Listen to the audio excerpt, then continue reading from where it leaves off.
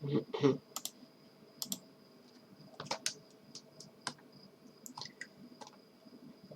hello everyone in a new video. So we have reached part 5 of chapter 3, which is the chapter of velocity for grade 8 students. In this part we are going to solve some exercises. Let's start by exercise number 13, page 66. SPACS, also called average speed camera, calculates the average traffic speed of all vehicles between 2 points A and B. So this is important that SPACS, which is the speed camera, calculates the average traffic speed or the average speed of all vehicles between 2 points A and B. So here in this document, so cameras are being installed at the point A and B. So as the car travels from A to B, so these cameras are responsible for measuring the average speed of the car. So the first radar records the time the car moves past point A, the second radar records the time the car moves past point B. A computer then calculates the average traffic speed on the monitored section with respect to travel time and the length of the section. So now 13.1, they are telling me specify the name of the speed measured by conventional radar and that measured by SPACS. So recall that we have two types of speeds. So they are telling me the name of the speed. Speed, as we have seen throughout the chapter, is given by the average speed or the instantaneous speed. So, and here they are telling me that SPACS measures the average speed. So let me write SPACS measures average speed, and so we are done with the SPACS. As for the other, which is given by the conventional radar, so conventional means the traditional. So conventional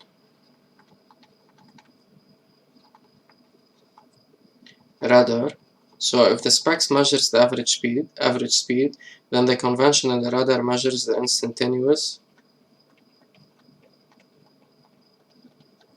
speed. Now in 13.2 they are telling me the passage of a driver has been recorded at the first radar at 10 hours 31 minutes 5 seconds and at the second radar at 10 hours 31 minutes 55 seconds. So corresponding for the point A, this is the time, and corresponding for the point B, this is the other time. They are telling me calculate the duration in seconds. Now before referring to the question, notice that they gave me two values of time. So whenever we have time, so it will either represent an instant time t or a duration delta t. So whenever they give me two values of time, so they represent instant time t1 and t2, say for example. And moreover, here they are telling me calculate the duration, and we know that the duration delta t can be calculated by referring to the instant times t2 and t1, which is given by t2 minus t1. So the first instant time t1, which is given by 10 hours 31 minutes and 5 seconds, and the other time t2 is given by 10 hours 31 minutes and 55 seconds. Now they are telling me to calculate the duration in seconds, and t1 can be written as 10 31 5 and t2 can be written as 10 31 55. Now we can calculate the duration delta t. So always in physics we start by writing the general formula, which is given by t2 minus t1. Now the value of t2 is given by this,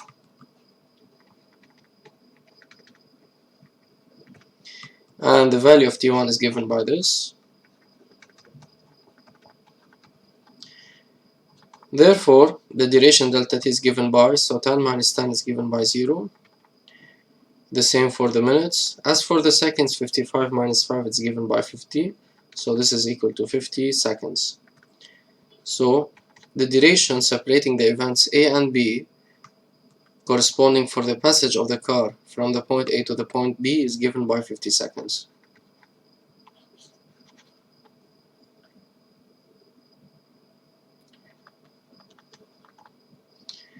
Now notice that here they are telling me the duration taken by the driver to cover 1 kilometer. So the distance separating the points A and B is given by 1 kilometer. Now in part 13.3 they are telling me to calculate the average speed of the car in meter per second between A and B. So Vm is given by d divided by delta t. In this case, no need to construct a triangle for this formula because this is the quantity that we want to calculate. Now, in order to calculate Vm, we must know d and delta t in the SI. We have the value of delta t to be 50. Now, it's left to specify or indicate the value of d. So notice that d represents the distance between A and B, which is given by 1 kilometers, which is represented here. So d is equal to 1 kilometers, knowing that kilometers is not the SI unit of distance. In order to convert from kilometers to meters, we simply multiply by 1000. Then 1 multiplied by 1000, this is equal to 1000 meters. So 1000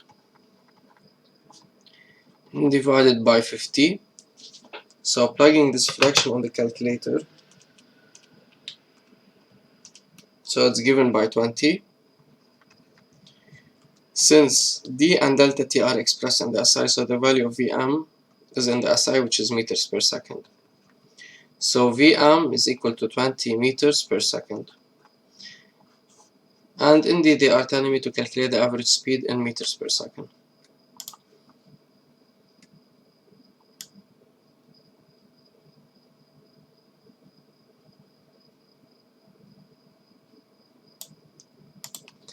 Now, as part 13.4, they are telling me the speed on this road is limited to 90 kilometers per hour. So the limited speed, which is given by VL, is equal to 90 kilometers per hour. Is the driver violating the regulations justified? So whenever the speed of the car exceeds 90 kilometers per hour, this means that the driver violated the regulations. In order to do so, we need to compare the speed of the car to the limited speed, which is given by 90 kilometers per hour. But notice that in this case, Vm is equal to 20 meters per second. So we need to specify whether Vm is greater, equal, or less than. Yet we cannot compare VL and Vm because they have different units. We know always in physics, whenever we need to compare units, they must have the same. Whenever we need to compare quantities, they must have the same unit. In order to convert from kilometers per hour to meter per second, we simply divide by 3.6. Then 90 divided by 3.6, plugging this on the calculator, then the limited speed expressed in meter per second is given by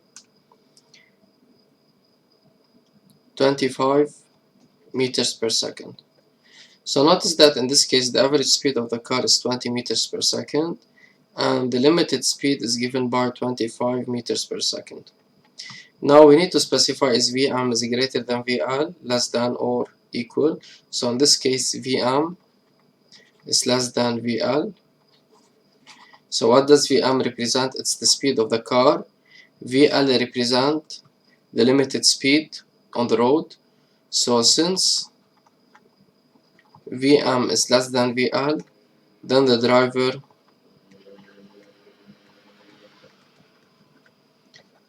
did not violate the regulations. So this is it for exercise number 13. Now as for exercise number 14, page 66, the title of this exercise is Formula 1. On June 19, 2016, the German Rosberg Mercedes won the Formula 1 European Grand Prix in Baku, the capital of Azerbaijan, in 1 hour 32 minutes 52 seconds. Now here we need to identify what does this time represent. Is it an instant time or duration? Notice that we have only one time, so it represents duration. Then in this case delta t is equal to 1 hour 32 minutes and 52 seconds. Moreover, notice that this time represent the time for a given event, or for something happened that separates two events, which is the beginning of the race and end of the race. So the time for this race is given by 1 hour 32 minutes 52 seconds. For this reason, this represents duration. Now this circuit has a length of 6 kilometers one lap. The driver must complete 51 laps. So the distance d is equal to 51 laps. Now 14.1, so the driver in this race is covering 51 laps. Each lap consists of 6 kilometers. They are telling me what's the total distance in kilometers that the driver must travel during this Grand Prix. So if d is equal to 51 laps,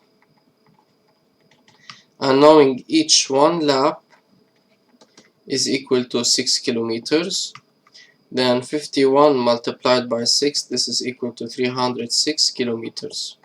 So the total distance d is given by 306 kilometers. And here just let me let me change this to seconds, and let me change this to meters per second. Okay, so now this is it for part 14.1. Now in 14.2 they are telling me how long did it take Rosberg in second to complete the 51 laps of the circuit. Whenever they are telling me how long did it take, this represents time, so they are asking me about the duration delta t. Okay, for example, if they are asking me how fast, then they will be asking me about the speed. How far, then it represents the distance. How long did it take, it represents duration. We know that the duration delta t of this event or of this race is given by 1 hour 32 minutes 52 seconds. We need to convert this to the SI. So we know that each hour contains 3,600 seconds, and as for the minutes, we multiplied by 60 plus 52. Now plugging this expression in the calculator, then it's given by 4,572 seconds. Then the duration of this race is given by 4,572 seconds. Now in part 14.3 they are telling me deduce the value of the average velocity, which is the speed during this race, in meters per second. And by deduce it means that we need to use the previous part. In the previous part we have determined the duration and you already have the distance. Then the average speed, which is given by Vm, which is equal to d divided by delta t. Knowing that d is equal to 306 kilometers, so the SI unit of distance is meters. In order to convert from kilometers to meters, we multiply by 1000. So this is equal to 306 multiplied by 1000, which is equal to 306,000 meters. So 306,000 divided by the duration, which is given by 5,572. Plugging this fraction on the calculator, then the speed is almost given by 54.92 meters per second. So the average speed of the car during this race is given by 54.92 meters per second. So that's it for me in this video, guys. In the next part, part 6, we'll complete solving exercises on this chapter.